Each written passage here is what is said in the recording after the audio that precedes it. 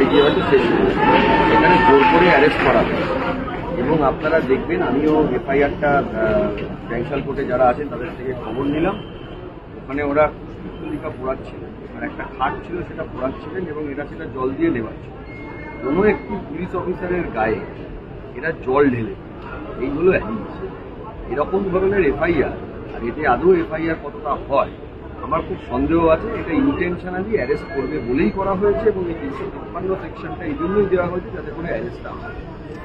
এর পাশাপাশি আরেকটা বিষয় জানতে চাইবো যে আমরা দেখেছি এর আগে এই ধরনের মিছিল হয়েছে এবং মিছিলের পর এরকম গ্রেপ্তার হচ্ছে, কিন্তু এক্ষেত্রে এই ধরনের মামলার ক্ষেত্রে জামিন হওয়ার সুযোগ দেখুন, এফআইআরটা বেসিক্যালি ফলস। এফআইআর এর মধ্যে কোনো কারুর গায়ে মেরেছে, কাউকে ইনভলভ করেছে, কোনো পুলিশ অফিসারের ইউনিফর্ম ছেঁড়া হয়েছে, কোনো অভিযোগ পুলিশ নিজেই করতে পারছে। শুধু ওপরতলার ওই ভাইপোর নির্দেশে এইটুকু জিনিস হয়েছে, এই টোটাল জিনিসটা হয়েছে। তাই জন্য এখানে জামিন হওয়ার সম্ভাবনা অনেকটাই প্রবল। এর পাশাপাশি আমাদের সঙ্গে এই মুহূর্তে রয়েছেন চাকরিপ্রার্থীদের মিছিলে সেই সময় যারা পা মিলিয়েছে তাদের সঙ্গে ডিএ মঞ্চে আমরা জানি যে সংগ্রামী যৌথ মঞ্চের তরফেও বেশ কয়েকজন কিন্তু আন্দোলনরত ছিলেন, কিন্তু তারা পা মিলিয়েছে এবং তাদের পক্ষ থেকে আমাদের সঙ্গে রয়েছেন রাজীব দত্ত।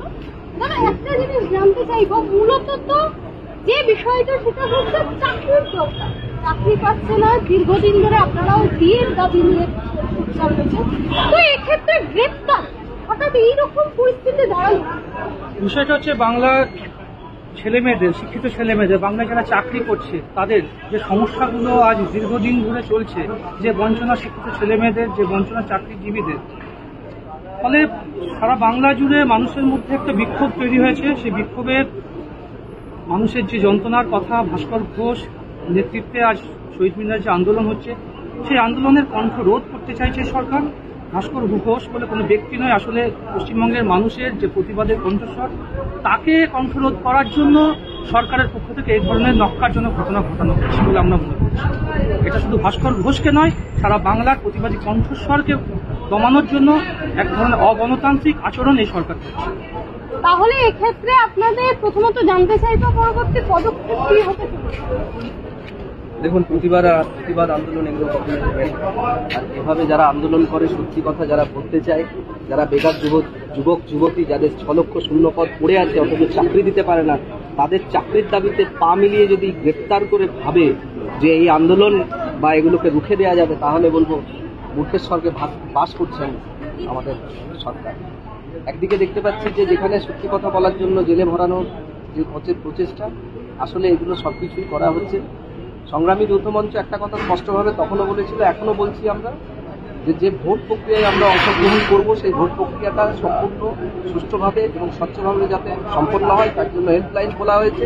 প্রশাসনের তরফ থেকে ভাস্কর ঘোষদেরকে আটকে দিয়ে এই বার্তা বলে দিতে চাইছে যে ভোট প্রক্রিয়া থেকে তোমরা এই স্বচ্ছতার দাবি থেকে সরে দাঁড়াও। এটা একটা কারণ, যে কারণে অ্যারেস্ট করা হচ্ছে। আমরা জানিয়ে রাখছি স্বচ্ছভাবেই ভোটটা যাতে হয়, কর্মীরা দায়িত্ব নিয়ে সেটা করবে। আর ভাস্কর ঘোষদেরকে এভাবে ফলস এফআইআর বা এই সমস্ত অ্যালিগেশন দিয়ে আটকে রাখা যাবে না। এগুলো ছাড়ুন। সত্যি কথা, এবার বেকার যুবক যুবতী যেরকম বলছে, বাংলার মা বোন তারাও বলছে।